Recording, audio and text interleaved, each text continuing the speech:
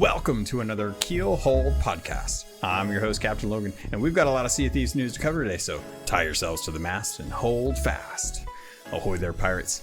This week, if you've noticed anything about the times when I have someone with me on the interview, I always screw up the opening, so I hope you can forgive me this one time, but I have a very special guest with me, none other than Captain J from the Crow's Nest YouTube channel. Captain J, how you doing? Hello, I'm doing well. How are you doing? Good. So I wanted to bring you on, one, because you and I have been friends online for a while now. A long time now, yeah. Yeah, and you're one of the first people that I ever talked to that made content for the game around the time that I was looking to start making content for the game, and I was going out and kind of trying to find anyone that was willing to talk about Sea of Thieves. So it's been anyone and everyone. Yeah, and it's been a long time since we've got to chatting, and I wanted to kind of bring you on, one, to talk about this week's update and kind of what we can expect with future content that's coming up on the 14th, but also because I wanted to kind of spotlight your YouTube content. I've had Captain Falcor on a couple times, or a few times, and a couple of the rare devs and stuff, but I wanted to get you on the podcast because you've been like a big inspiration for my content as well, and we've had so many good discussions about the game that I wanted to see, now that I know that you have some time and you've been really busy lately, to get you on to talk about your experience with what's been going on with the anniversary update, with the black powder stashes and Dark Relics coming up. So starting off, when did you get started with the Crow's Nest? Oh man, that's a good question. I got started with the Crow's Nest a little more than 3 years ago. I think it was 2016 is when I got started with that. It was a few months after Sea of Thieves was first officially announced back in E3 2015, 2016. It feels like a lifetime ago now. But I started up a few months after that. Maybe 6 months after the announcement of the game. Still, before there was a forum, before there was a website, before there was anything. It was really just Reddit that someone had just kind of slapped together early on in the day. And I thought of using TCN as a way to pay back my own experience growing up and basically looking up guides and news and stuff on the internet back in the early days of like Game Facts and whatnot. I thought, I'd like to contribute as best as I can to anybody who's willing to listen. And it was just, a small little project that I had going at the time. And I remember, someone asked me, they were like, what do you plan on getting out of it? And I was like, I don't know, nothing. And I was like, I'd be lucky if I get 100 subscribers or something like that. And fast forward to today, and it's like over 25,000. And I'm like, what? How did all this happen? I don't even know how I got here, but I'm super thankful for it. I've learned a lot. I've met a lot of people. I've done a lot of things. I've had some awesome experiences. Meeting up with the devs, going out to E3 years ago when it was still close to the public. I've been really, really fortunate, really, really lucky. And your content has always kind of focused on Sea Thieves, but you've kind of gone out a couple times to visit other games, and some of the games that you always pick tend to be stuff that is still pretty relevant to history, and that's because you're an actual history teacher, right? That is right. Early on, some people were quick to learn that in the community spotlight I did ages ago, and history teacher. And funny enough, video games is kind of what got me into the history early on. And I'm talking, like the old school Medal of Honors, like way back in the day, like Medal of Honor Allied Assault, Medal of Honor Underground. And I kind of fell in love with, like World War II history, and it got me interested from there. And that was right around the time where Saving Private Ryan was popping up in theaters worldwide. So it was just, the perfect storm of just events and things in pop culture that kind of pushed me further and further down the line. And I've grown to love World War II history and pirate history and other aspects of history that I don't necessarily show off on TCN or anything like that. But that's how I got started. As odd as it may sound, it was all video games. That's it's so funny that you bring that up, because I can totally see how that kind of came about. And so you brought up like pirate history. Now, what was kind of the introduction that got you interested in pirate history? Oh man, I was always a fan. Ready here? This is the weird one. I was always a fan of Pirates of the Caribbean, the ride, and then the movies. When the first one came out, took it to a whole other level. And then just natural curiosity kind of pushed me further in that direction. And who doesn't like tropical paradise, seaside or something like that. So it was just one of those things that I was kind of drawn to early on, and trying to separate facts from fiction.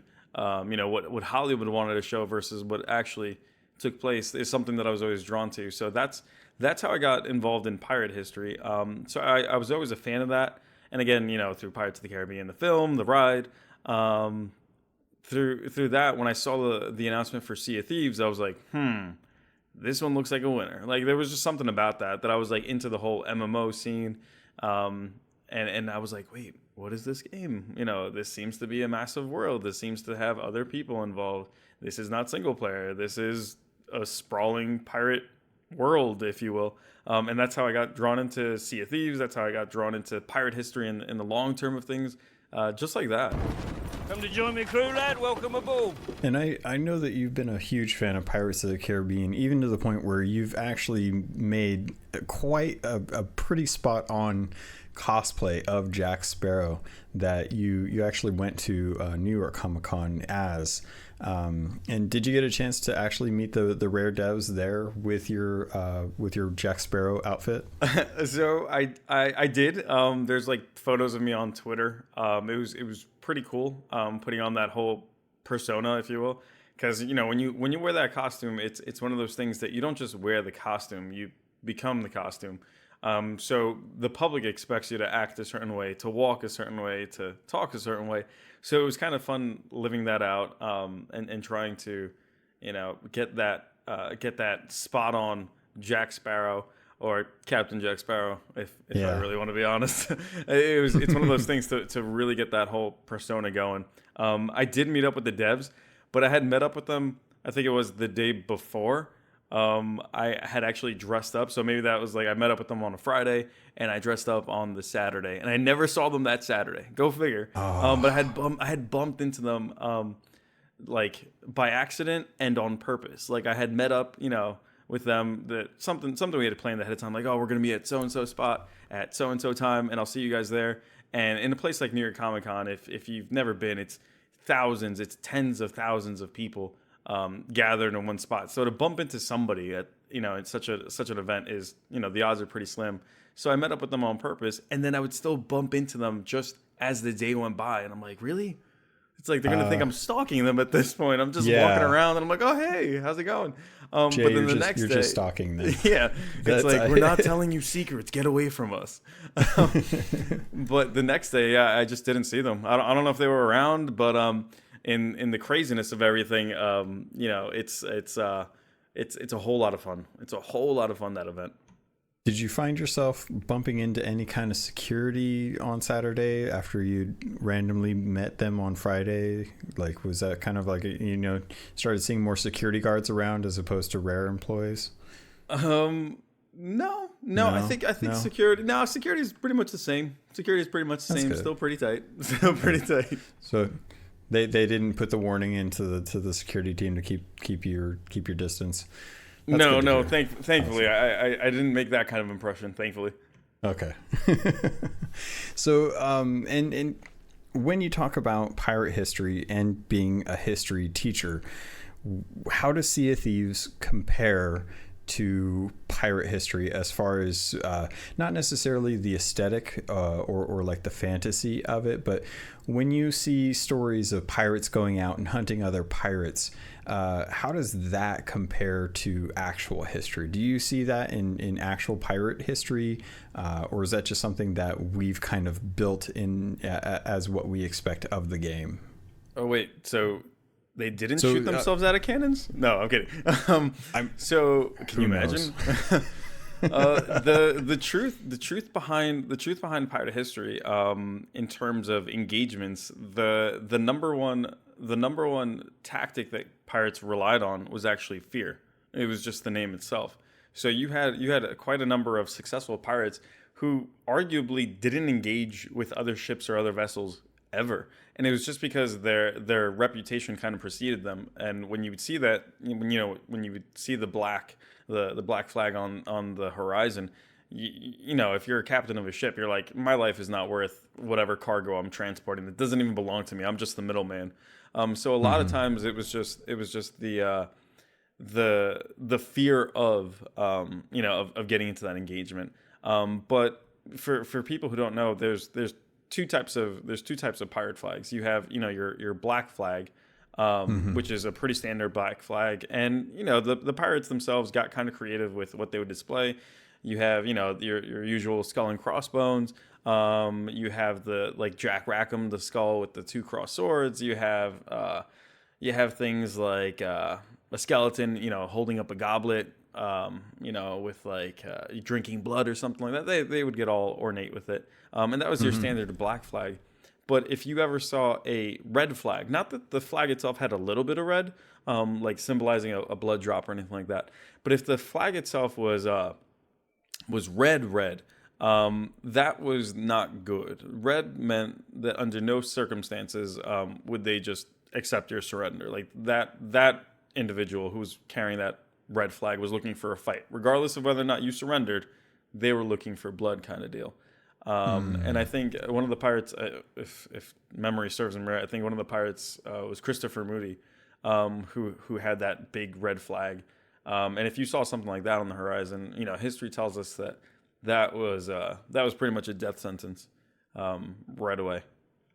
So in Sea of Thieves, we have multiple flags. We've gotten flags, cosmetics for just about every set in the game, as well as special events.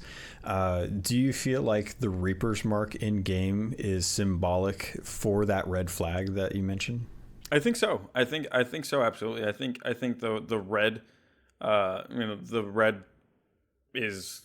I think the correlation's there. I mean, even the name itself, the Reaper's Mark, how it invites the PvP, how you can kind of brazenly and openly mark yourself on the map, kind of throwing down a challenge, a gauntlet to the other players on the map. I think that's part of it. I think that's all part of that. Red is dead kind of thing going on, where you're looking for that fight. And if it goes your way, it goes your way, and if you come out on top, then you prove them wrong. But if you sink, then you're a failure. Then you failed.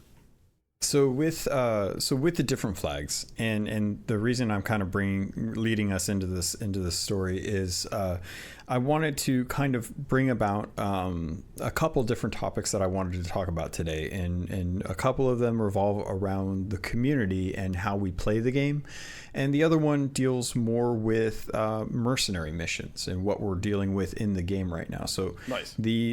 The first topic that I wanted to kind of talk about deals more with the actual mercenary missions, because right now, like with the black powder stashes, what we're dealing with is having our Reaper's Mark up for the legendary commendations, and how that is trying to invite fights. And Rare is kind of pushing us to use this flag so that we're drawing attention to ourselves. And I've noticed that the people putting up the Reaper's Mark is more out of necessity for these commendations than it is that they're actually looking for a fight. And in fact, most people will typically try to do them as quickly as possible to avoid engagement. Yeah. To avoid engagements. So, does Rare need to address the fact that the Reaper's Mark is more of a burden of necessity for these mercenary missions, or should they find a way that incentivizes actual PvP? That's a good question. I think right now, especially to somebody who might be new to the game, I think it might be kind of tricky to throw up that Reaper's Mark, knowing that the area that you're going to might be highly trafficked by other players, and you might not be too comfortable in your own skill set to go out and try to tackle whoever they might be. And if you're in a sloop or a brigantine and you're squaring up against galleons, I'm not saying it can't be done, but if you're new to the game, then you're obviously going to have a much more difficult time. I think Rare should leave it, but in the same way that you have the mercenary voyages where you have the option, like if you want to just do like a regular black powder run or something like that versus like a Reaper's black powder run, I think they should leave the option for the Reapers, but maybe change up the reward or change the scaling of the reward or something like that, just so those players who don't want to engage in PvP don't necessarily have to. But again, it's tricky because right now you do have an adventure mode, you do have arena mode, and while arena incentivizes and obviously prioritizes PvP, adventure mode is a little bit of both. You might get some PvP, you might not at all in that session that you're playing. So I could see how people who want to avoid the PvP, will actively avoid arena, and then you still have to throw up the Reaper's Mark. I could see how that might be a problem for some people, especially for those who are not comfortable with it for one reason or another. To each their own. Maybe they're not comfortable. Maybe they just they like playing solo. They're not looking for whatever it might be. Maybe just shifting the rewards around slightly. I'm not saying drop the Reaper's Mark. I think the crazy part is I think I'm actually partly to blame for the Reaper's Mark. 100% honest. I think you are. Yeah, I was gonna say months ago I actually posted up on the forums a suggestion called the Reaper's Mark that identified you on the map. That is a true. It was almost a year ago. Yeah, that's a true story. So I might be to blame for the Reaper's Mark. Yeah. So I'm sorry, guys. That was my suggestion on the forums. Literally kind of just the way it was implemented in the game. I didn't sneak into any meetings, I promise. I didn't get any inside tips. I just kind of threw down my thoughts, and I was like, oh, we should really do something like this, and we can call it the Reaper's Mark, and it should be the skull, because after all, that's called the Reaper's Mark, and there's no real inclusion of it just yet, blah, blah, blah. And then a few months later, I was like, wait, what? What? Sorry.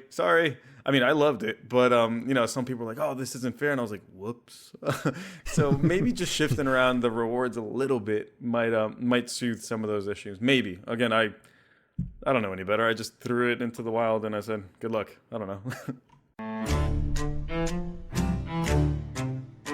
And so I wanted to touch on the idea of the two flags that you bring up with history, because I know from our conversations and research and conversations with other people that having pirates who did steal from other people without actually firing any shots and just holding them at the fear, that really doesn't come across in a game where you aren't forced to actually like talk with other people. The beauty of history is that humans had to communicate through flags, and if they came under the understanding that a ship is coming for them and they have the black flag, then you couldn't get away, and if you did try to run, you would probably have to fight.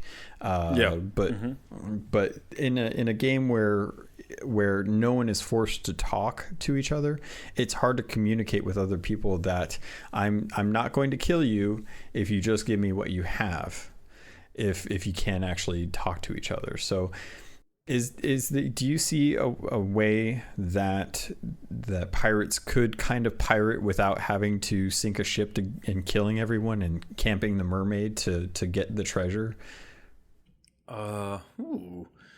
Is there a way that pirates could pirate without having to go crazy? I mean, you could do like the old-fashioned sneak aboard, throw down a sleep emote, But again, and that's all part of the game. I would say that's all fair game to me. I mean, if you can successfully sneak aboard a ship and snatch a chest, a skull, or something, a crate of something, more power to you. I'm not going to argue against that. That's just well played. But I don't know. It's tricky because you're right. You don't necessarily have to communicate. You don't necessarily have to engage. You're not confined to the real world with flags and symbols and codes of that sort at such a distance. I don't know. I think Rare has done a pretty good job of giving you that option. If you want to go, absolutely ruthless and just kind of sweep in and no mercy at all, you could do that. And that's part of the game. I mean, it is a pirate game. As people are quick to point out, it is part of the game. But I mean, if you get in there and you do what you need to do, you take their stuff and you leave them, that's the end of that. That's fine. I'm all for that. I mean, usually my own play style when I do play is if I see a ship on the horizon, even if I'm outgunned, let's say I'm on a sloop and they're in a galleon, I'm looking for ways to get in there and mess things up, whether that's sneaking aboard via rowboat with a gunpowder barrel or something like that. Like, I don't know. I think Rare gives us the tools to kind of play with play the game that we want to play, as long as it's not I don't know, as long as it's not overbearing or anything like that. And the reason I'm kind of and forgive me because I'm unknowingly baiting you into questions. Dun dun dun. Yeah. So the reason. Okay. The reason I'm kind of bringing this up and asking these questions is because these are some of the questions that I've been asking myself. And the thing that comes to mind is when you talk about flying the black, or when you go out in the sense that you want to steal something from someone without having to do an engagement and live off of that reputation, I feel like that's kind of where Captaincy would benefit us as pirates in the game, having a way to show your reputation through a special ship, something that would be extremely difficult to actually achieve. And at the moment, everything is available, or everything is possible to get in the game if you have the time. Even if you're the worst in arena, given a certain amount of time, you'll eventually get pirate level 50 and get the Sea Dog liveries. What's that phrase? If you throw enough crap up against the wall, something's bound to stick. If you just keep hammering away, you're gonna get there eventually. Yeah. Yep. So there's nothing that is really gated by skill outside of arena, but even that's still possible if you're able to get a couple people on your crew who can do it. Who are competent, yeah, who can get carried. You can get carried to level 50 eventually, and I'm trying to think of like because I've always loved the fantasy of being able to sail around and have that infamous reputation about you, like knowing who that person is when you see that ship and being like, oh man, this could be good or this could be bad, but the good is even still bad, and the bad is actually just really, really bad. And I was wondering if there was a world where Captaincy would be something that could help foster that incentivize nature, or that the incentivization to give people a way to start showing just how infamous a pirate could be by giving them very specific things that they could put on their ship to indicate like who they are, so that people start learning like, okay, well, saw a YouTube video and that dude has got the so and so markings or whatever, whatever markings, and those are the liveries of that guy, and I know that guy he is not going to let us live, or that guy will let us live as long as we don't run and we give him everything, and he'll leave us alone, otherwise he's going to camp us at the Mermaid. And I was just kind of wondering, like, do you think that that's something that would be beneficial to the game, or do you feel like the game's in a decent enough state right now where you don't necessarily need that? I do like the idea of that. I do like the idea of individuality in the game because I think you're right. I think right now everything is easily accessible to a lot of people. And in a game you play it in a weird way to make a name for yourself outside of the normal confines of real life. So if you wanna portray yourself in a certain way, shape, or form, I think you should be allowed to do that. I think the ship by default is an extension of your pirate, and it should reflect the play style of that. And I think Rare has in a way kind of gone for that. I mean, when you think about it, there are certain hulls that are reserved for let's say I don't know, Order of Souls, right, until level 48 or something like that. And that kind of shows like, oh, all right, that's someone who likes, let's say going after skellies or something like that. And if you have the Sea Dog sales or Sea Dog hull, that's someone who plays PvP. But like you said before, that's something that's just with enough time and just dedication, if you will, you'll get those things. So I think there needs to be some kind of level of individuality. I don't know what's that. Do you think that there could be something where, say, if you jumped on with your crew and each of you equipped the same cosmetic, that would show that you had a certain amount of prowess for that specific thing? So say we'll take, for example, the Order of Souls. If everyone equips the Order of Souls liveries, then you're kind of like, the parts of that all combined give you like some Super Saiyan version of the Order of Souls, like a souped up version. I think that would be cool. And I think it would add individuality to the game right now because at a distance everything kind of looks the same, and it's not until ships are fairly close do you get a good, and I mean, like, at least for me, they need to be fairly close to get a good look at what kind of sails they're sailing with, their hull, their figurehead, even the flag up top. But right now, I think people just kind of put things on because they look cool, And there's nothing wrong with that. I mean, I do that all the time. But I think some individuality and just recognition would be a good thing. I remember not too long ago, like literally within the last month, I remember thinking to myself, like, I came up with the perfect combination of things for my ship. And it was the obsidian hull with the obsidian figurehead that I basically picked up from watching, the Twitch Rivals event. And then the sails way back when, what was that? The Halloween event. The name escapes me right now. The Festival of the Damned. Yes, the Festival of the Damned sails. And I remember thinking, like, that's a cool combination. And then all of a sudden I go on Reddit like the next day and there was the same combination upvoted to God knows what ridiculous number. And I was like, oh, never mind. Yeah. it's still cool, but it's just like certain looks are still being heavily replicated. And I think a little bit of customization wouldn't hurt. Even something as simple as like a I don't know, let's say a custom flag, since we were talking about flags before, even if you just have a template maker, and I'm not saying like a full on, you make your own emblems from scratch, because that could lead to some dicey territory. Like we've seen that with games like Call of Duty and whatnot, where people get like really creative with their stuff.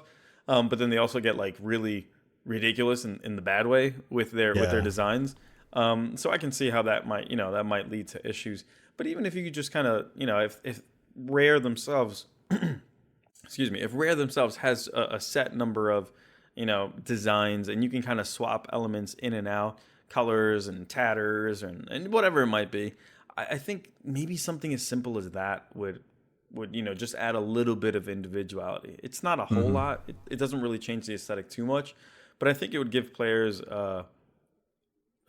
a little bit more control as to how they portray themselves online.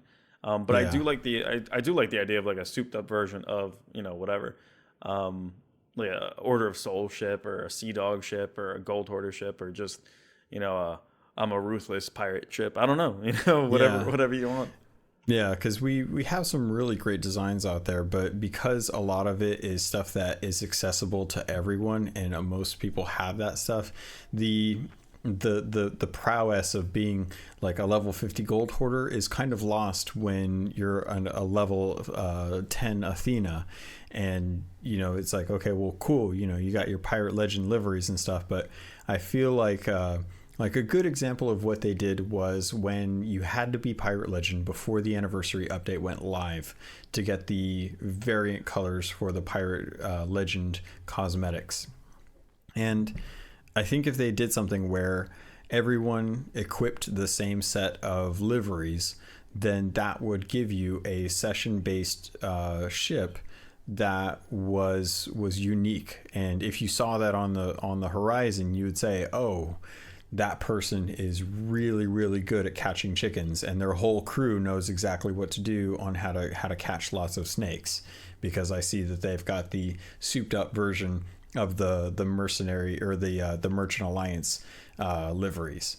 And they, who knows what they could be doing with that could be nefarious or not, but just something to kind of give people a way to represent themselves more than just the standard stuff. And I love Rare, but they really got to stop giving all the coolest liveries for incentivizing, like watching Twitch Rivals or watching the battle for LA or the battle for Orlando and stuff, so that some of that stuff is brought to the game for people to unlock somehow. Yeah, I think that'd be cool. I think if they add like a little bit more challenge, I mean, that's in a game that's based off of cosmetics alone, since there's no power progression, and even I mean, there's still a part of me that thinks you could slip it in somehow. I mean, I don't know, because it's so far along. I mean, we are a year plus into the release of Sea of Thieves, but for a game that's based off of just cosmetics alone, maybe that challenge similar to what we have right now with the Mercenary Voyages, but a long-term goal, just a long-term goal that you can actively track in some type of, UI, some kind of interface where you could just say, like, this is what I want to go for. These are all the challenges you have to go do. And it's almost like a legendary quest in itself. And if you want so-and-so hat or so-and-so vest or so-and-so jacket, it's just a long checklist of things. And I don't mean tedious things. I don't mean, deliver 500 chickens or something like that, because then that's just empty. That's just an empty grind at the end of the day. And I don't think players are going to see right through that right away. But I think, just something meaningful, something that can get people involved, maybe doing things differently. If you're going for something PvP oriented, let's say, like something similar to the lines of, use a sniper rifle to achieve 10 kills, right? Something super basic. Then you could say something along the lines of use a regular gunpowder barrel to destroy one of each player type. Sloop, brigantine, and galleon. Use a gunpowder barrel against them. And then you could just kind of keep like upping the ante a little bit. Use a stronghold gunpowder barrel against all ship types, something like that. So it's still fun for the player how they approach it, and they know, like, these are the goals, these are the objectives I have to go after in order to achieve whatever. But it's not just a mindless grind. It's not just dig up 400 chests. No one wants to do that. But if you kind of vary it up, the approach a little bit, I think players would appreciate that kind of grind. I mean, at the end of the day, it is a grind. But if it's a fun grind, it's a fun grind. And if somebody wants to, kind of burn through it in a month or in a week or something like that, if that's what they choose, that's on them. But, for the players who have, let's say, just an hour or so, or 3 hours gaming max all week or something like that, it's still something achievable for them that they find enjoying. And we've seen a little bit of stuff like that with for example, like the Gold Hoarder curse. Exactly. That's totally gated by completing everything for the Tall Tales. So That's something that, you know, a lot of people have and a lot of people enjoy, but they kind of liked the fact that their curse was individual to them, and then Rare came back to fix some of the problems that they had, just made it completely uniform. And I know a lot of people really didn't like the fact that it wasn't unique to them anymore. And I think I know there was a big outcry online. Like when that change took place, I remember seeing it on Reddit, seeing it pop up on Twitter, that a lot of people just wanted it. I don't have the curse myself. I have actually held off playing Tall Tales because I'd like to stream it all so I can embarrass myself in front of whoever wants to see it happen. But it is something that I wanna do one day. The gold hoarder curse, that is. And I understand. You know, I understand where they're coming from, because it does, like I said before, you're looking for that portrayal of yourself. You're looking for that individuality. And when you lend yourself, you know, to something that everybody else has, it's not the same. You know, if everyone runs around looking the same way, it's not the same. Yeah. So I understand where they're coming from. Those aren't pieces of 8. They're just pieces of junk. Aye, the original plan was to use 9 pieces of 8 to bind Calypso, but when the first court met, the brethren were to a 1. Skint broke. So, to kind of get us, I want to kind of steer us back in the right direction. I wanted to get your thoughts on kind of the mercenary missions and those versus the build adventures, because you put out a video. I talked about it last podcast. Duke is kind of proper name, Duke the Dark Lord, is the guy that's been kind of the forefront for all of our build red adventures and now our mercenary missions. And we talked a little bit about this, but how do you feel about getting these smaller content drops with the mercenary missions versus the full out event of build red adventure? I know players want to see more. Players for every game always just want to see more. You know, it's when a game releases, and it could be the most action-packed, you know, most immersive thing ever, but they always want more, and there's nothing wrong with that. But I think, and I know that Rare is aware of that. I mean, I myself have cried out for more, you know, more this or more that, or changes to this or that, and I know it's a lot easier said than done.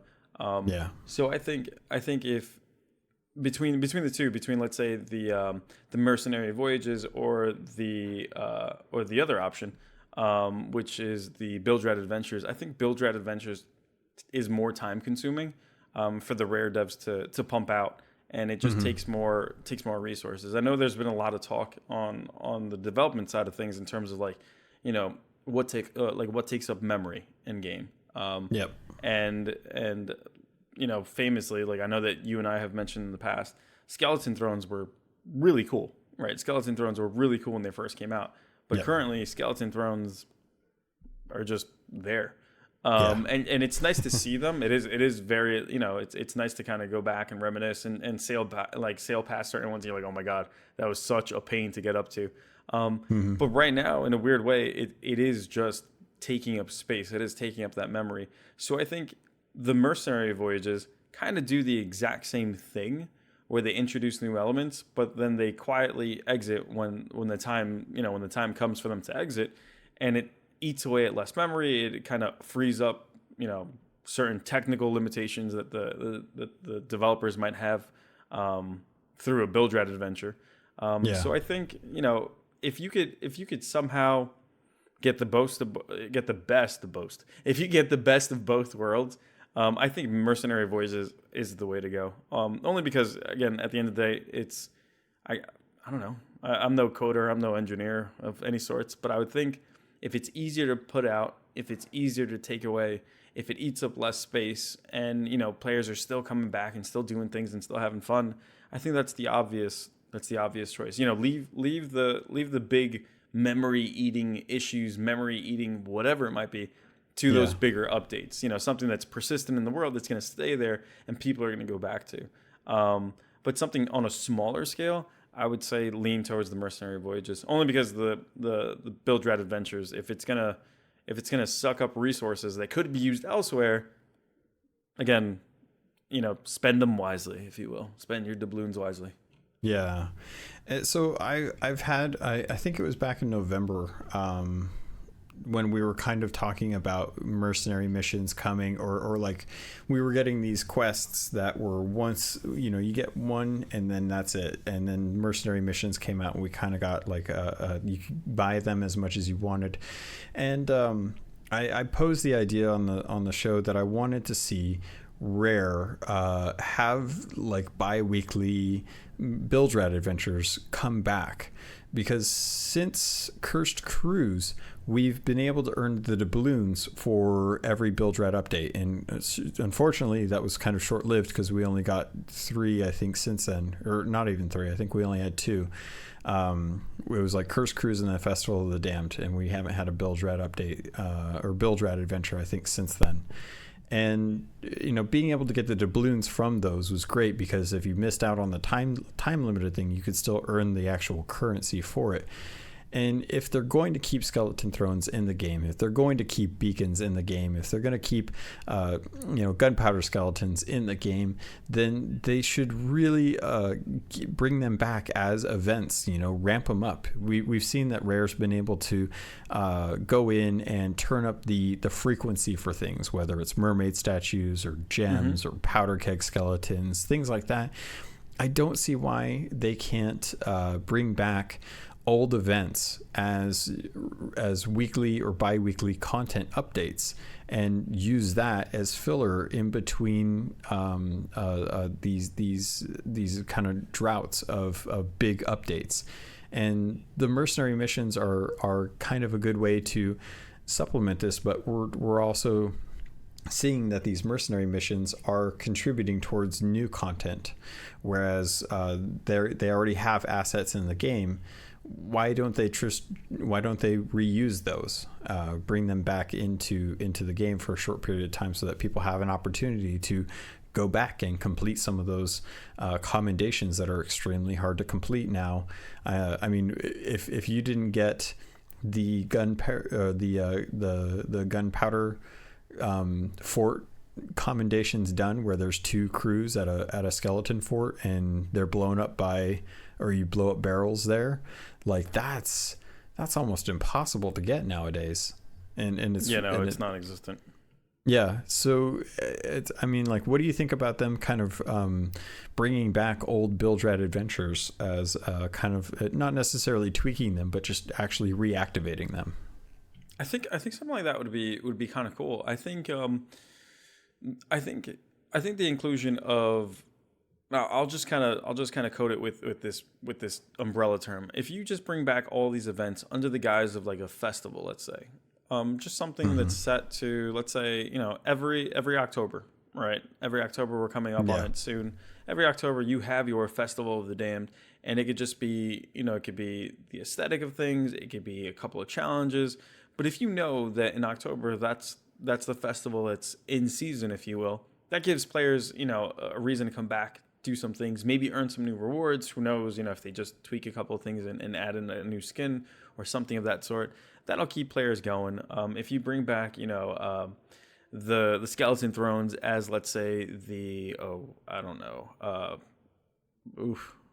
February event or something, something to that point. I was gonna say February, but that's Valentine's Day technically. No, I don't know, whatever. But just kind of just throw whatever date on, and then you kind of, like you're saying, you kind of just have this rotating schedule of events that are usually there, that are a little bit on the bigger side, but nothing too intrusive, and you still have your little mercenary voyages that are kind of taking place every few weeks. I think that would add more life to the world. That would keep people coming in, keep players coming back as well. Not only are you attracting new players, but you're also bringing people back. I think just that kind of like rotation of stuff would get people involved. It would also put those assets to use rather than just take up memory. It would give people a reason to just do it. And like you said, if you missed, and I know myself, I did not finish all of the gunpowder skeleton commendations. I got through maybe about half of them or something like that. But through maybe through a limitation of playtime that week or whatever, maybe somebody wasn't able to finish it. And then that's, there's certain players out there, myself included, who are like a little bit completionist, where you just open up, your reputation tab and you see everything kind of filled up, and you have that one that's just halfway there, and you're like, oh man. And you just want to hit that 100% on it just to kind of fill up that bar, but instead you're just staring at a half empty bar forever and ever, knowing you messed up, you didn't get it. I think that'd be a nice way to get people back into the fold, to get new people involved, who didn't see those events when they were originally introduced. I think that'd be a cool thing. If I came into Sea of Thieves, let's say with the anniversary update, I didn't see the skeleton thrones, I didn't see the gunpowder skeletons, I didn't see any of that stuff. So I think that would be a cool way for veteran players and new players alike to kind of jump into that experience. I think that would be a good way to kind of fill the time. If you want to do it, go for it. You can play it. If you want to do your own thing while those events are going on, by all means do that too. But I think just to kind of bring that back, and again, I don't know what kind of limitations are in place. If you activate one, what happens to the world? What happens to other things being introduced?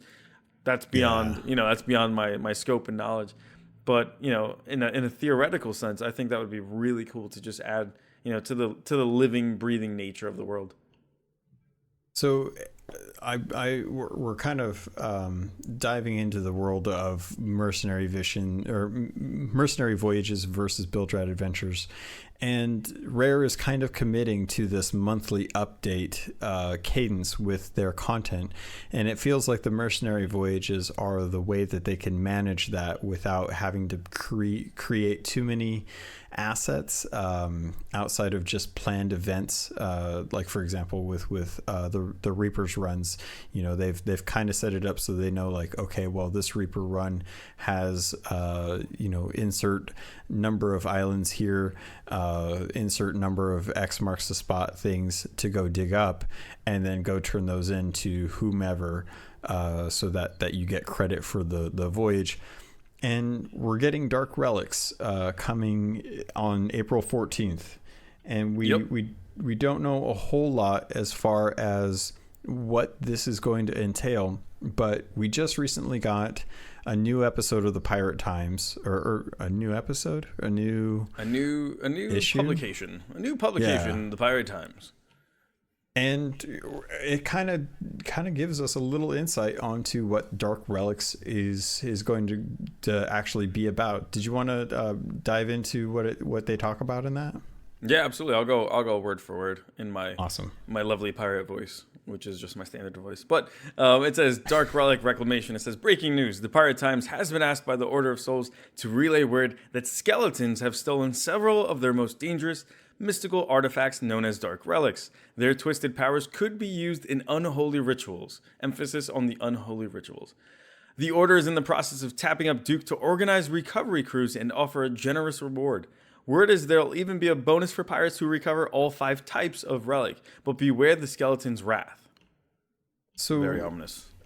Yeah, and I really I really don't understand. I mean, part of me, stepping out of the game or stepping out of the world and looking at it as a game, it makes sense why Duke is going to be the one to organize the crews, us, to go get the relics.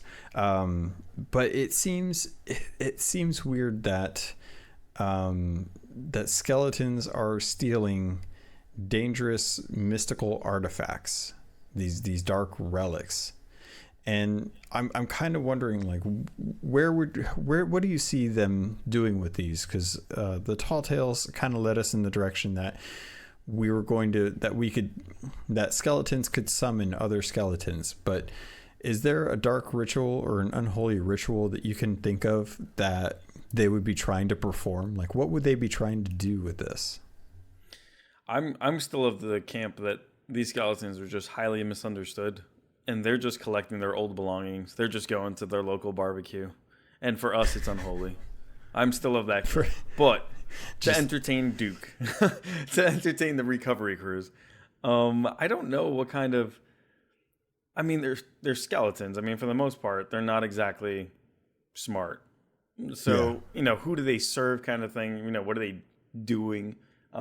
Damn. It would be one of those things that...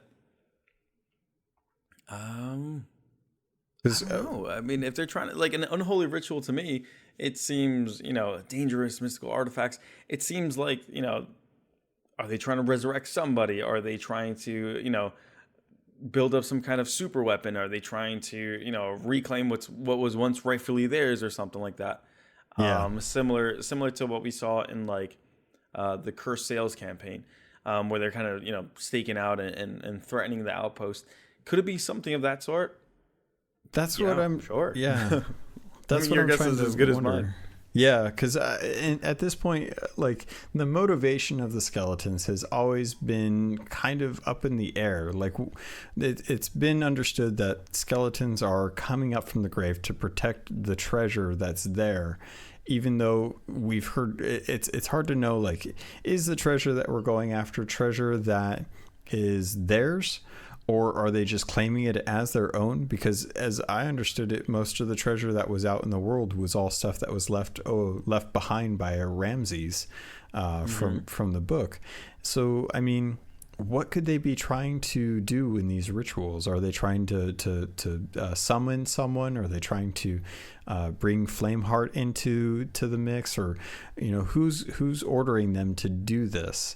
And when will we start to see kind of this person coming about? Or is it even actually skeletons? Is it just Is it just someone like, claiming that maybe it's not even skeletons. Maybe it's just people saying that if you don't say it's skeletons, we're just going to kill you now instead of just stealing your relics. And it's interesting to find out like what the point of the skeletons stealing these unholy artifacts to perform rituals could be. Yeah, absolutely. I think you're looking at it the right way. I think from a lore perspective, you're absolutely right. Who's pulling the strings? Why are they doing this? What's the end game for them? What are they driving towards? From a player perspective, it's a new weekly event that you can do, and it's fun. It's just one of those things that it's too, yeah, right. I'm assuming it's fun. It's one of those things. It's one of those things that you have to find that balance, because there needs to be meaning. There needs to be meaning for what's going on. We know what the Order of Souls is about for the most part, because they are kind of reclusive and secretive in their ways too. I really don't know. I don't know what they're about. I know they just get some skulls and they do some hocus pocus, and I walk away with my coin. That's about it. I don't know what else is happening back there. All I know is every time I pop into a tent, there's a floating skull. I'm like, that was cool. How'd you do that? No? Yeah. Let's just avoid that. Let's just pretend that never happened. All right, that's cool. Yeah. They talk to dead people, they officiate weddings, and they like their incense. That's it. Yeah, that's I want. You know what? That's a really good. I think you should do this in the next podcast. I think you should do a full on. What does the Sea of Thieves world smell like? What would the Order of Souls tent smell like? What does the Order of Souls tent smell like? Does the Merchant Alliance just stink of like perfume and cologne, of just someone who holds themselves above everyone else, and it's like, you peasants, you smell of filth, and they're just up there with their perfume, and the Order of Souls just smells like cinnamon incense, like incense or something like that. Like, who knows? Yeah, there's just it would be really interesting. I don't even know if I want to breach the topic of what the tavern smells like, with as much as gone on down there, or even worse, the Pirate Legend Tavern. What does Duke smell like? How's that? What does Duke smell like? Duke smells like, I'm gonna have to say he smells a little bit of beer, but definitely bacon, and he's got like a twinge of dead to him. It's those bags under his eyes. That's the part right there. He always looks like he had a rough couple of nights, just nonstop, and he's like always going out. He's like, I'm just gonna have one drink tonight. Nope, never can stick to his word. Just always screws that up. Screws that up. He probably smells like the guy who just got out of the gym and didn't actually shower, and you're sitting next to him on the bus, and you're just like, on a hot summer day. Whew, man, like, I don't know. Yeah, that's probably what I imagine Duke actually smells like. And when he tells you to follow your nose, he just means whenever you get done doing what you're doing, follow your nose to get back to me, so that you know where to turn the stuff in. He's like, the pungence in the air just leads you right on back. It's amazing how this works. Yeah, follow you. That's actually really good. Oh man, I'm telling you, you could do a whole episode on this. This is amazing. Yeah. No one would listen afterwards, but it would be a grand finale to the podcast for sure. That'll be my last episode. I'll deep dive into all the different things of Sea of Thieves and what they smell like. And I kind of want to know. Is that weird? I kind of want to know. I'm kind of there. I'm like picturing myself like going into different like, shops. And I'm like, all right, what does a weaponsmith smell like? I'm like, all right, it probably smells like, metal, gunpowder, and flame, and gunpowder. sulfur. The equipment store probably smells like, I don't know. To me, I can't even imagine what the equipment store. I don't know why. Wood thought glue? It would smell like cheese. I don't know why. Is that weird? Like they just sell like weird oddities, and there's just like a wedge of cheese just somewhere. I don't know. I don't know why you think of that. Definitely, and that makes me even wonder, like, because I imagine the Devil's Roar would probably smell like sulfur and brimstone and all that good jazz with volcanoes. But the wilds is still kind of questionable about what the wilds would smell like. I can't imagine. Smell like roadkill. Oh my god. Ugh. Oh man, just I could probably mention that the crooked masts would be just like the foot, the fungus encrusted foot of the wilds, and it would be the worst. So it would be the absolute worst, the absolute worst. Yeah. So now that we've gone into that realm, that'll be a whole nother vertical podcast where we just talk about smells. By the way, you're welcome. You're welcome for that. I know. Thank you. I'm taking credit for that right now. I've got the website already saved and the podcast name created, Sea of Smells. So yes, there it is. There it is. So, but. So I wanted to dive into the weekly update, because we got a weekly update every week. Joe goes on camera and talks to us about what's going on in the world of Sea of Thieves. And this week was kind of interesting because it revolves around something that has been an issue for a small subsect of the community. Now, when I say community, I'm talking about the full gamer base. There is the main group of streamers on Twitcher and Mix who I love them. They're great. They do a lot of unpaid promotion from any companies outside of their streaming platforms to promote the game and to show it off and show how much fun it can be. And they deal with a lot of bad people for the most part. And Rare kind of came out and backed up the streamers and said, look, like, we understand that what you guys are what you're doing to these streamers is not cool. And there are now going to be repercussions that come from Rare as well as Microsoft, because Microsoft already has like set in stone codes of conduct for playing games. And if you break those codes, then you're subject to the repercussions of that. And Rare has basically pulled that, brought it into their realm and said, look, like they've doubled down on it. Yeah.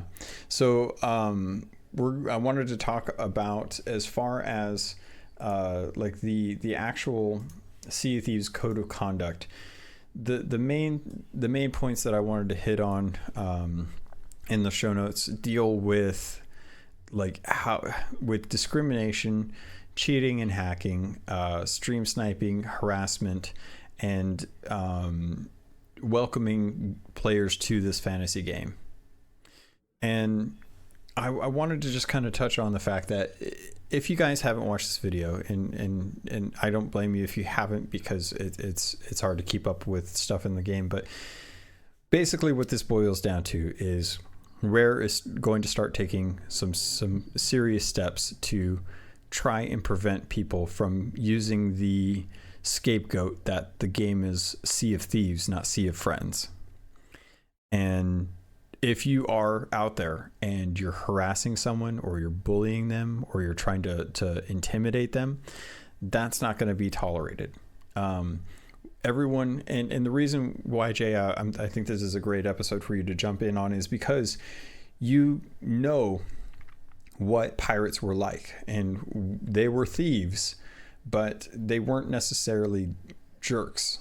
They were probably crass and stuff, but for the most part, they know what they wanted and they got it, and then they got out. Otherwise, yeah. So as far as stream sniping, you're starting streaming over on Mixer. And yep, that's right. Just recently getting into it. Still toying about.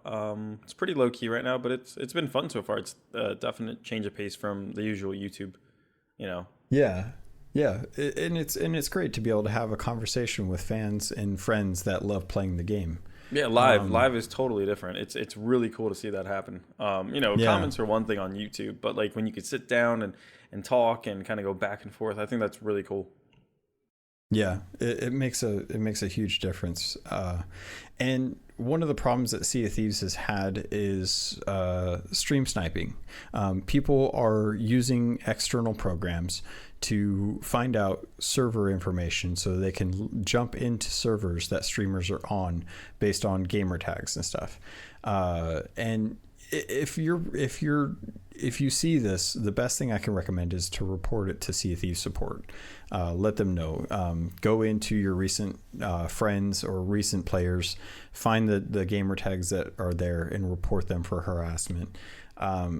Rare is basically saying that if people are repeatedly stream sniping, it's deemed to be harassment and is going to be something that you're basically going to get banned for. And with you streaming, Jay, are you worried about this? Is this something that you think that you're going to end up falling victim to? I mean, at the end of the day, I hope not. Yeah. I know the YouTube community that I built up was pretty good. It was pretty mature. And I genuinely mean that. It was a pretty good. It felt like a tight knit group. Even on Discord, it still feels like a tight knit group. Like you have that core group of people. But it's one of those things that kind of come with the territory, and that's not to say it's okay, but it's one of those things that's what if it does happen, or when will it happen, kind of deal. Yeah. And I think for someone who has not experienced it, again, I'm really, when I say I'm like very new to this, I mean I'm very new to this whole streaming thing. For someone who has not experienced it, I hope I don't, because at the end of the day, if you get aboard my ship and you take my stuff or you sink me or whatever, by all means, that's fair play to you, Yeah. And that, take it. If I was slacking, if you caught me off guard, if I have an Athena's on board, if I have 10 Athena's on board, I'm gonna be upset. Yeah. But you know what? But you outplayed me, and I think that's okay. I mean, I'm gonna be furious. Don't get me wrong. But at the end of the day, if I was in their position, I would do it too. It's a matter of it's part of the game. That piracy aspect is part of the game. You get in, you get out, you take what you can. But to kind of just to bog somebody down, I could see how that could be frustrating for people to kind of just go out and just attack them, or just kind of harass them or whatever it might be. Because I'm not too familiar with what's going on exactly. I could see how that could be frustrating to people, especially if you do have like a limited time schedule. If I have 2 hours to play and an hour of that is spent trying to bounce around lobbies or something like that, or trying to get away from people, like that's time literally wasted. And I think that's when it becomes problematic for players, when they feel like their time is being wasted, when they feel like they're being targeted. I get it. But I think it's important to know what is acceptable and what isn't acceptable, and I think that's what the devs try to do this past week. They try to lay out what is normal behavior and what isn't normal behavior. Like I said, if I have all the Athenas aboard and I'm trying to go for the world record, and you sink me and you take down my ship, I'm gonna be furious, but that's what I get. That's what I get for playing in that manner. That's what I get for holding or hoarding that many chests. Mm-hmm. That comes with the territory. But let's say, you sink me, you take all my chests, I'll respawn on the other side of the map, you come after me, you sink me, I respawn on the other side of the map. You sink me, I respawn, or I just get I just get into that death loop where I'm not necessarily being sunk, and I haven't really what's the word? I haven't scuttled my ship. Yeah. I guess at that point it's like, all right, we get it. Move along. I could see how people get frustrated, and I've been caught in those loops before.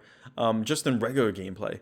Where you're just there, and people are just blunderbusting you to the face or something like that when you immediately respawn. It's frustrating, but that's what the scuttle's there for, to try to get out of that situation. But if they're just going out of their way, then I think that's problematic. I think that just kind of becomes detrimental, and I think that's when it brings down the game overall, because people don't want to play that. And it's one of those things that if that's the kind of behavior that just keeps growing and growing and growing, you're going to attract, I guess, the wrong kind of people to the game, and the right kind of people, not the right kind of people, but just the people who were there playing it originally, keeping it alive or keeping it healthy.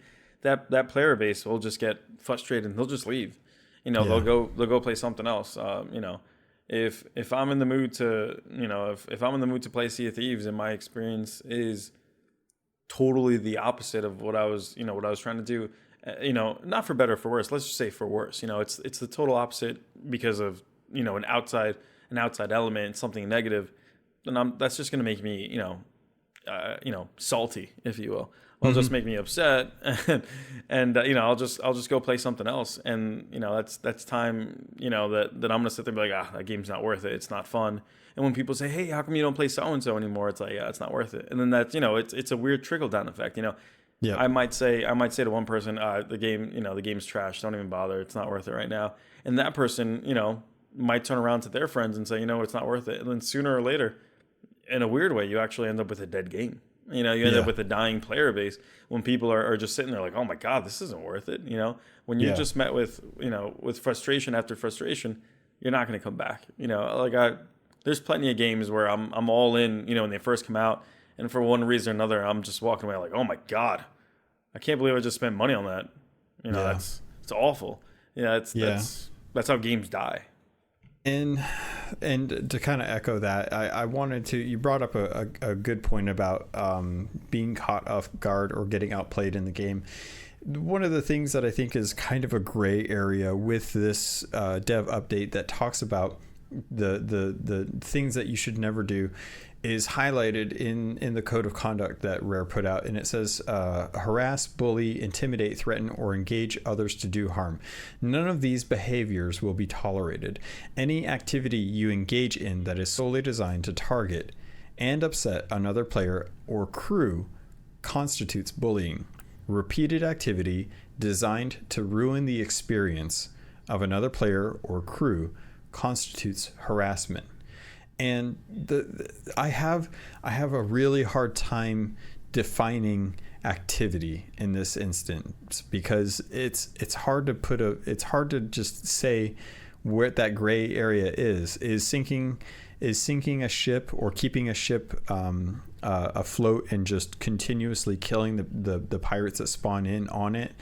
Is that considered ruining the engagement? And if it is, well, is it considered ruining the experience if what you're doing is keeping them dead so that you can steal their supplies? But if they don't know that you're taking their supplies, are they going to consider it harassment? If you're sinking a ship and then you see them later on, but you don't pay attention to like what they, say it was just a blank ship and you came upon another blank ship and you sink them and kill them, and you don't have the gamer tags on because you're streaming, is that considered harassment? It's so hard to know in this game because your encounters are random unless you're actively seeking them out, which if you're actively seeking them out and you're literally jumping to the same server as another person and they can prove it, then I think that will definitely be acted on. But it's hard to know when you're just out in the world if the person that comes upon you multiple times or is doing something to prevent you from getting on with the rest of your experience is trying to be trying to be malevolent, or if they're just doing what they want to do because they have a goal, and as soon as they achieve it, they'll leave you alone. And you can't. I think it's a really gray area. And you're hitting on it perfectly because, excuse me, sorry. It's one of those things like if I'm just playing the game and I come across a ship and let's say they're doing a Tall Tales mission, that really doesn't affect me in any way, shape, or form. But if they're doing a Tall Tales mission and I sink them, just because I think they might have something of value aboard, that to me, and I think to the devs, does not count as harassment. It's just one of those things that you got sunk. It could happen. It's part of the game, right? It could happen when you're in that world. The chance is there. You have to have your head on a swivel, kind of thing. You need to be aware of your surroundings, and I think that's really important. I've been able to surprise people. I've been surprised. I've been caught off guard, and like I said, you get frustrated, but it's part of the game. It's what we signed up for. But I think you're right. I think you do touch on a good point. There's a certain gray area where if you're spawn trapping a team because you are looking for something. Let's say they hid an Athena's chest or something aboard, and you have 2 or 3 people spawn trapping while the fourth is scouring the decks and the top or whatever, looking for a chest. To the team who's being spawn trapped, right? To the team who's dying over and over again, they'll be like, they're stream sniping, or they're harassing, or they're this, or they're that, or whatever it might be. Yeah. But you're not. So I think it's tricky. I don't even know how you could. I don't even know if you could handle that. Unless you manually review each case. Yeah. Case by case, but even then, that would take an infinite amount of manpower and hours. That's exhausting. So I think to just kind of blanket, just like a blanket ban would be the wrong way to go about doing things, because there's an example of one thing that might be perceived as harassment, but you're legitimately doing something. Yeah. This is dicey territory. I don't know. Yeah, and that kind of goes back to the conversation when I wanted to kind of talk to you about what real pirates did, because in this world of trying to decide in a fantasy game if what people are doing is perceived as harassment or piracy, the term pirate is tossed so liberally on people's people defending their actions when they feel like they're being attacked for harassing someone or bullying someone, things like that. And there's always clear distinctions on when someone's being a bully or harassing, and then there's sometimes that there's not. And to live under that guise of well, I'm a pirate, is disingenuous sometimes to what pirates actually did. And even though this is a fantasy world, we're still trying to embody that fantasy of being a pirate at the time. So I guess when this all kind of comes to a head, the thing that I want to impress upon people is, if you have a goal when you go up to a ship and you intend to pirate them, be vocal, especially if you're comfortable with that. Be vocal about your intentions to avoid that confusion. If you say on in-game chat, hey, or in pirate text, I'm here to steal your supplies. You can either surrender now, or we'll send you to the ferry as many times as it takes for me to get your supplies. Then you've covered your ground. And if you had any intentions of having that or if people weren't sure about what your intentions were, you've at least stated them. You've audibly stated them. Yeah. So that way they know, okay, well, they're going to steal my supplies, but if I just sit on the ferry, hopefully they'll take the supplies and leave me my ship, and I can go resupply, or I can scuttle and get a new ship. Or you can scuttle and get rid of that. But if you're clearly out there hunting other people on multiple servers after they've tried to ditch you in an effort to provide good content for their stream, then not only does that break Microsoft's code of conduct, not only does that break Twitch's code of conduct, but it also breaks Rare's code of conduct, and your account, not just your pirate, but your actual Microsoft account could be in jeopardy of being banned, and you would have to create an entire new account. So hopefully it's not the account that you've been using since 2010 with all of your achievements and stuff on there.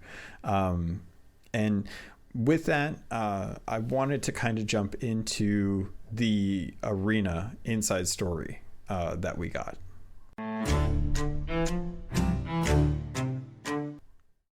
So with the arena, we've kind of been living in this early state of the game in this mode, and it's interesting to think about what the arena could potentially have. But we got an inside story with Shelley Preston, Joe Neat, and John McFarlane, who kind of dive into short-term and long-term for where the arena is and where they want it to go. And what were some of your arena? Yeah, what were some of your takeaways with this video? I think right now, the way the arena launched, I think was awesome, and I'll say that in this regard, as someone who does have limited playtime, I think one of the biggest downfalls of Sea of Thieves early on, and this is something that I've been vocal about before. I think one of the most concerning things for me when I was playing was if I don't have, the hours necessary to play the game. If I don't have 2 or 3 hours or beyond that to play the game, it's hard for me to really dive into something and get something actually going in the game. Like in Athena's, if I'm probably doing like an Athena's Fortune, voyage, it's going to take me a while. If I'm doing, a couple of different things, it's going to take me a while. And I think one of the biggest gripes for me at the launch and beyond that, for quite some time was, how much time I was able to invest in the game. Sometimes I would just be able to jump in, check out a couple of shipwrecks, and log off. That was it. That's all I had time for. I was able to sit there and go, I'm going to find some birds in the sky that I know are clearly saying, here's a shipwreck. Let me see if I find something good.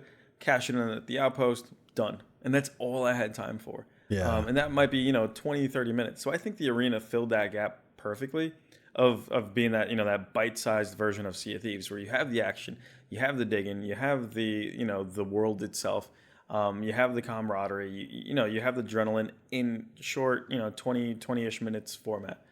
I thought that was great. Do I think the mode is perfect? No, and I don't think that the devs think the mode is perfect either. I mean, I think that's what we get from the dev update this week. That it is a growing aspect. It is a growing mode that they do want to incorporate more. That they do want to try out new things. It's not defined as being the end and this is the end all be all. The mode is done. We're not changing it. I think just the talks of like, oh, one day we want to do X, one day we want to do Y, whatever it might be. I think just doing that is showing that there is room for growth. Hopefully for the better at the end of the day.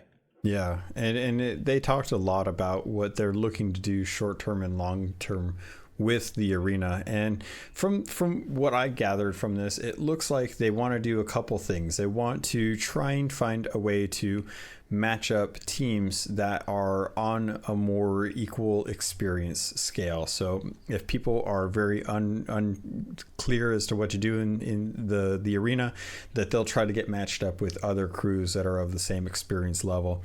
And it seems like they could probably do this fairly easily with five level increments. If people are paired up with other crews that are within 5 levels of the Sea Dog reputation, if you were to average the number of levels on a crew, so that way there's like a set number per ship, and that ship crew is paired up with other ones that way. And they want to try and implement a penalty for quitting, which that is I'm happy that they're trying to keep people invested in the 24 minutes that it's going to take to finish up to finish up an actual voyage, because as of right now it feels like people are quitting far too frequently, and I don't know if that's because, like, do you think that's because they aren't happy with the matchup that they have, or do you think that is because they just have no clue what the arena is and they go in, they realize it's not what they thought it was, and they want to hop over to adventure? I think okay. So I think by now, unless you're brand spanking new, I think by now Fresh. most players are aware of what the arena is. So I think the biggest issue right now of people just kind of people quitting early is they get into a game and immediately they are just absolutely like out of the lead. Like there's no coming back. You just get that one ship who spawned close to the right island at the right time, hit all the chests, took everything, cashed it in, and they're like 10 chests ahead 4 minutes into the match. Now there is time to come back, but it is a massive deficit to overcome. So it's quicker for people to just, rather than sit there and go, oh, we'll just wait out the 24 minutes, we'll just back out, jump back in, and hopefully get a better matchup next time, get better odds next time. I think it's really just that is what's happening right now, that sometimes people just are just outplayed, just in terms of you just get matched up with the wrong team or the right team depending on how you look at it. And the skill gap is just way too much, where you have somebody who's 8,000 points ahead and the next person in is 500 at 500. There's no way they're gonna come back for that. But I think that's what it currently is right now. I think it's just a matter of it's a little bit of RNG in terms of luck of the draw. What place did you get in terms of where did you start? I don't mean what place did you get in terms of first, second, or third. I just mean how lucky were you at the start versus somebody else. Maybe if they, like they talked about in the video, maybe if they add a couple of different elements to the match itself, it'll be more of a reason to stick around and stay behind. Whether it's something at the end, a little bit of reward, a little bit of payout. Maybe it's a little bit of a game changer within the arena itself. Who knows? Yeah. Like a little bit of randomization, that keeps people on their toes, that keeps people engaged. You need players to be invested. And you don't want people to be invested just because I need to finish this match, because at that point it's just a crew sailing the seas aimlessly. Like at that point you're not doing anything. Yeah. So you need a reason or a way to keep people invested. The question is how. I think Rare is onto something. I think, and again, like I said before, I think Rare is aware of that this is not the end all be all, and that's that. I think they're very open to the idea of we need to get people more excited for the arena, because I love it. I personally love it. I have not spent as much time as I want. I think I'm only like rank 13 or 14 in the Sea Dogs. Like that tells you a lot.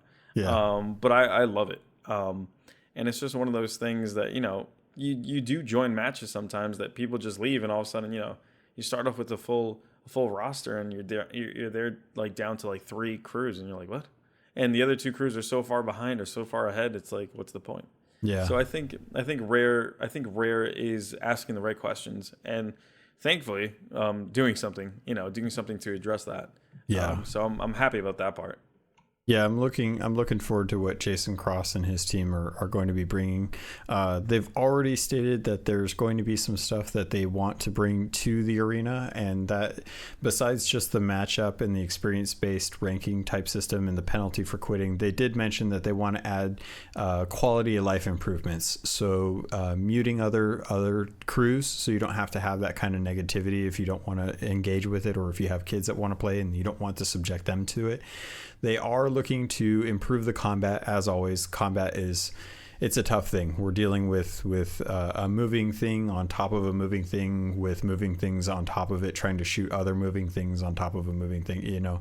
It's not easy to unless you do hit scan. It's almost impossible to use projectiles in the game to be as accurate when you're dealing with cross server stuff.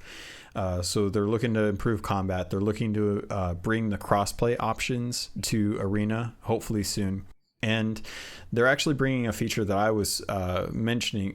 It's almost been a year since I've mentioned this, but a long time ago. And forgive me because I tried to go back and find the episode that I talked about it. But there was an episode where we found out about streamers getting the stream sniping option to turn off gamer tags.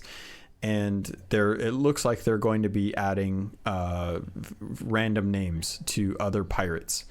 In the example that they gave in the video was Ruby Splashtail, and this was something that I was hoping that we were going to be using, like kind of regular piratey type names. You know, you generate just a random pirate name, and that way people don't know like who you are. You're just Blackbeard or Bosun Bill or Sprinty John, something like that. Something that kind of gives people a way to see other players and know like if they're friendly or foe when they don't know like what those pirates look like all the time. I think something like that would actually be good because it would actually it actually has a couple of different effects. Like not only do you change up that and you add a little bit of anonymity to it, but you also kind of clean up for the most part you kind of clean up some weird loose ends where like somebody might pick out a gamer tag and message you afterwards and just talk smack or whatever it might be. I think it kind of cleans up a couple of loose ends in that part.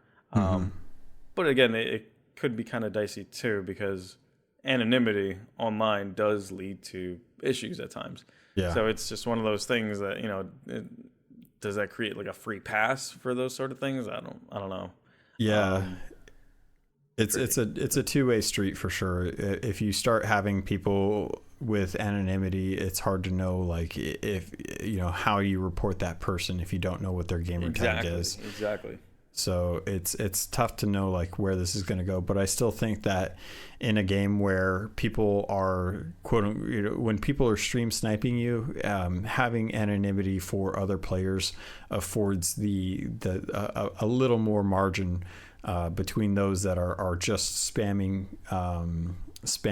different lobbies versus people who are using outside software to find exactly what server you're on.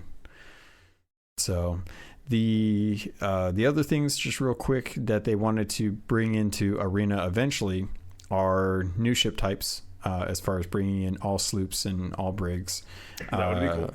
Yeah, I'm looking forward to seeing the Arena go into sloops because there's some really good sloop players out there that I think would excel really well at fighting in an arena setting. There are some very good players out there. But I'm just like, oh my god. Actual beasts of like PvP players. Yeah, I love seeing them go at it, especially when they take on larger crews and the numbers are against them, but they still pursue or still come out on top. Yep. Sirio NDB.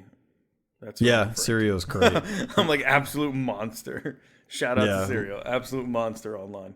Yeah, Sirio's great. I love Shockwave. I love Beard Again. There's some truly amazing solo players out there who just dominate every time they get into an altercation, if you will.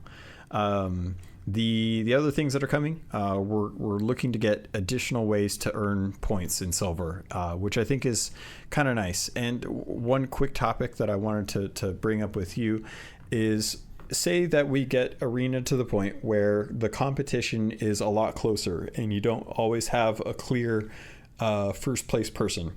Do you start running into the situation where people start claiming that there are balance issues with gameplay? And because when there's like one person that is constantly winning, you're like, okay, well, I give up because that person's clearly going to win and there's nothing I can really do about it. And you just kind of accept that that's the fate. But when you lose by 10 points, do you start to claim that that's when things were against you and someone that you should have been able to have killed didn't die for whatever reason, and you're going to go on and complain on the forums or on Reddit because you missed out on a win because of because the game's imbalanced, or insert issue here or complaint there, and do you start running into that situation where people start getting more ragey about that? I think so. I mean, I think the closer those things get, you always sit there. I mean, I think about it like in sports all the time, right? If you let's say you take a look at a basketball game, right? If you take a look at a basketball game and somebody beats another team 98-96. That was essentially a single basket, somewhere down the line. If that would have gone in, you just tied up the game. If you score 2 more baskets during the course of the game, that's a win for your team as opposed to a loss. Yeah. So I think like the tighter something is, I think that conversation always pops up like, oh man, I should have done this. The shoulda, woulda, coulda kind of thing.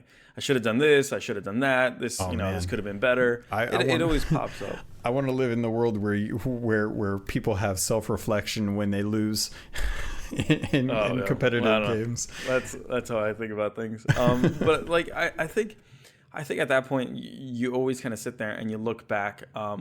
But yeah, I think you will see that. I think you will see, and I think that's with everything. I think that's with every game.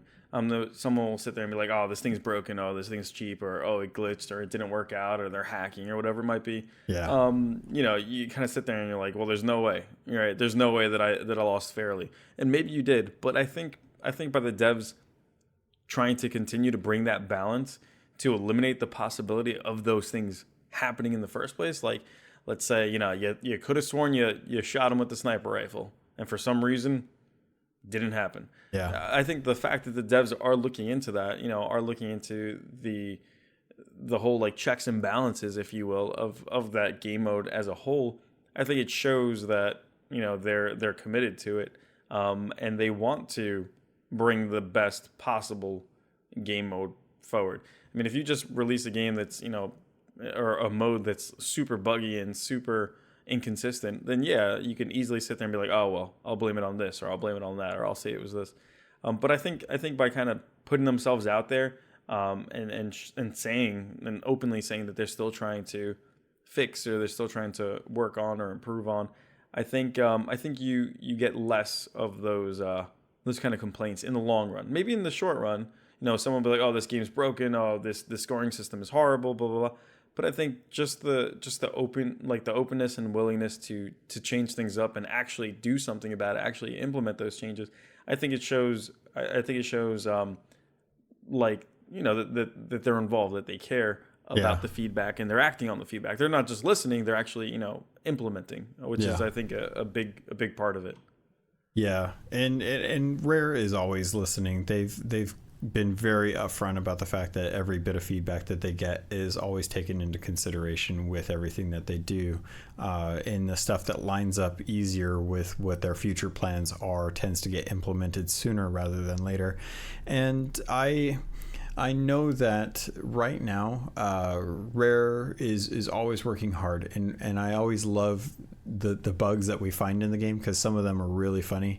And I think that if they did roll out features for the game, for Arena, that those are the ones that come as infrequently as possible, just to afford them the opportunity to work out and really, really polish the experience. Because there's nothing worse than watching Twitch Rivals and seeing a crew exploit the ladder bug, where they become invulnerable when they're on a ladder, and being able to board a ship and hit the anchor when they should have been able to have been killed, but because of an exploit, they used it to their advantage in a game that at a time where it actually came down to people earning money. And if this is something that they're looking to do to bring to other events, like Comic-Cons, like E3, things where they're going to be giving away gold Xbox consoles to the winners, then having bugs, having exploits, having those things worked out before they add different ships is I think more important than trying to expand where they go with the Arena. I would much rather they just have a really solid Arena experience where they don't have any issues like that, than when the next thing that they bring to the Arena. So yeah, I agree. I think rather than, like you're saying, rather than just shoehorn things into the game mode just to say, well, we did it, there's more. I think you need to perfect what you have before you move on to that more aspect of things. Because like you said, if there's money on the line, or if there's, something on the line of actual value rather than just, an internet scoreboard, if you will, mm-hmm. I think the stakes are higher. And if someone is, exploiting something in game that they know is broken or, isn't working correctly or whatever it might be, just to gain, like a monetary prize or something of that sort. Yeah, absolutely. I could see, and I would understand if I was on the losing side of things, I'd be pretty upset. If that move made the difference between me walking away with, first place in a prize versus, second place in a photo, that makes all the difference. So I think they need to really crack down and polish up what they have. Because again, I think, for me, I think Arena is fun. Could it use some improvements? Absolutely. Like one of the biggest things that I have an issue with in Arena that I've seen in the few times that I've played is storms. I think storms in Arena are a good thing, but if used wisely. Like if you if you spawn onto a ship when the arena match starts and your ship just happens to be in the middle of a storm, I don't think that's okay, because you're immediately at a disadvantage. You immediately have water on your lower level. You're being struck by lightning, or you have these planks of wood, breaking off, and that's even before you're able to lift the anchor. Other ships on that map are just, they're lifting their anchor, they're dropping their sails, and boom, they're off. Meanwhile, you have two people bailing and repairing, two people trying to raise the anchor. You're at a massive disadvantage. I think something like that needs to be addressed in the arena. If you want to include storms, by all means do it, but that needs to be something that rolls in halfway through the match.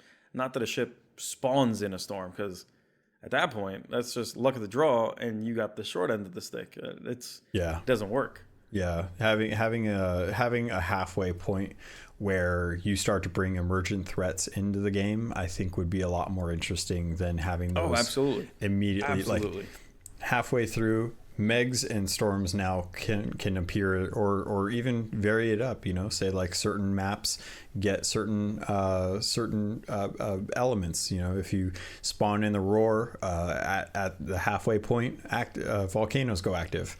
If you spawn in the wilds, then halfway through a kraken can appear. And you could have fog, you could have storms at the 12-minute mark or something around that motion. You can implement a couple of different things, and I think that would vary up the gameplay. That kind of reminds me of the whole Battlefield franchise, where halfway through the maps, or like the older Battlefield games like Battlefield 4 or Battlefield 3, I forget which one. Halfway through the maps, the map would be destroyed. Something would come by, bomb an area of the map, physically changing the landscape. So, certain things that were there at the start of the map are not there any longer, and now you have a new set of objectives to fight over or fight around or whatever it might be. I think something like that would be cool, rather than just kind of dropping it sporadically or randomly or at the most inappropriate time. I think by using it wisely, I think it would add to the game mode overall. That would make it, it would really have to bring out the skill level of players, Yeah. And that might be the one factor that brings people closer in line with each other. If you have a Meg that halfway through the map, or rather the match, goes after the first place team, let's say around the 12-minute mark, and all of a sudden you have a Meg that's going after the first place team or second place team or somebody, or the team with the most chests aboard. Who knows what the AI is behind it? That might be something cool, and that adds to a whole other level of strategy. Do you want that early lead? Do you want to hold things, until the very last minute? Do you risk that? I think that adds a level of depth to the game mode that wasn't there previously. You got to plan around. To me, that sounds cool. Yeah, it would be a lot nicer to know that there is a mechanic in place to handicap the first place. Like say we'll take for example point variance. So if there's a huge point variance between first place, second place, then first place starts to have to deal with different elements that are starting to come. Like maybe every time they go on an island, a couple skeletons pop up and try and attack them. As they're now marked with a curse of crews or something, and that gives them a chance to say like, okay, well, you're either going to persevere or you're going to falter, but because you're ahead you're now the one that everyone's gunning for, because in the arena you could literally go after anyone. You're not always going after the first place crew, and that always kind of gives the first place crew, who could potentially be playing better and just avoiding combat, an element that they have to compete against if they're not being targeted. If they are being targeted, then they're probably going to lose that first place spot pretty quickly. But if not, it kind of makes sure that they aren't going unchecked in the arena. I think so. I think so. I think just that emergent aspect of things, because you're right. The PvP in the arena is a little bit different in terms of who you're going after. Sometimes you're just going after the closest ship in proximity, for one reason or another. I think those emergent threats, I think just that randomization of stuff, would in a weird way add layers to it, add strategy to it, add depth to it, and add a new challenge to it. So it's not the same old. Yeah, definitely. And with that, I think we're going to close up on the conversation for the arena. This whole week has been a real emphasis on the fact that Rare wants to. The last time they did this was around January, and it's been about 6 months since they kind of touched on this topic. But as the game continues to progress and grow, it's clear that they are re-emphasizing that community is important. We have to support each other. We don't tolerate harassment, stream sniping, hacking, things like that. And they want to ensure that the way that they move forward with the game is going to be as much geared towards improvement on the actual game itself as bringing in opportunities for new types of gameplay in the world. And it's nice to see that they're recommitting to this, half a year after they kind of brought this up again. We did get a first mate's log, and Jay, if you're up for it, if you're willing to do the honors, I would love to have you read the first mate's log from Super Pack. Absolutely. Here we go. 'Twas just Space Admiral Ors and I on a sloop doing the Reaper Mark powder run to the west. As we sailed toward Sailor's Knot for the final map, we noticed a brigantine at Mermaid Tideway. They turned to sail in our direction. I hopped off and tapped the X's, grabbing and bringing the mega keg to the ship. By this time, the brig was nearly upon us. Oars sailed against the wind, but still they pursued, attempting to harpoon and fire boarders off. We sailed north past Cannon Cove, towards a little section of tall rocks. We decided to thread the needle and harpoon turn through one of the small passages between them. The brig pursued, but their ship hit the rock, pinballing through the passage. We ducked back through the rocks again, this time heading towards Sanctuary Outpost against the wind. The brigantine attempted to fire boarders in our direction, but missed several attempts. We sailed to Sanctuary, and I hopped off with a mega keg. Even as the brigantine continued firing boarders our way, I successfully cashed in the mega keg as Oars rounded Sanctuary and headed south. I missed getting back on the ship, but I was in the perfect position to board the brig, anchor them, and kill the sailor attempting to patch the vessel. I held the other two crew off just long enough for following us further to be futile. We cashed the rest of our loot in at Golden Sands uninterrupted. That's awesome. I love that. those are those great moments. Yeah, that's an epic story. That's literally you're in the heat of the moment and you're trying to scramble to do something and it works out. Yeah. Yeah, and if you join up on the Keelhauled Discord server, he recorded the entire event and posted a link to the video of the actual event. So if just hearing it from the great Captain J wasn't enough, you can actually join the server and actually see the entire event unfold. It's a really great video. So Super Pack, thank you for the story. I really appreciate it. If you guys have stories and want to share them, you can always send them to the First Mates log channel in the Discord server. You can always send them to me directly at CAPT_LOGUN on Twitter. You can always email them to me at CAPTLOGUN@gmail.com. And Captain J, the Crow's Nest YouTube channel, where can people find you and get a hold of you? So just like that, if you search for me over on YouTube at The Crow's Nest, I pop up. over on over on Twitter. If you look for crow's nest _TCN, I'm there too. And just now, you should see me pop up on Mixer from time to time over at mixer.com/the crow's nest, just like that. No apostrophe in that one, but yeah, just look for me, the crow's nest. I'm the one with the cool logo with the bird hidden. Now some of you are like, wait, there's a bird in your logo? Yep, go looking for the crow. I promise you it's there. But that's me. If you find that, just come on in, stop on in, and say hi. And I'm going to have links to all of his socials as well as my own in the show notes. So if you'd like to join the Crow's Nest Discord server and chat with Captain Jay and his crew, you're more than welcome to do so and join in on the Sea of Thieves family, because that's what we are. We're just a big old pirate family, and we old pirate family love to support each other. So pirates, that's going to do it for this episode. I hope you had a good week. I hope you look forward to Dark Relics in the coming future as we help Duke the Dark Lord rise to power and gain the infamy that he deserves before we bring him down with a mighty sword slash sometime next year. And with that, I love you. I look forward to sailing with you on the Sea of Thieves.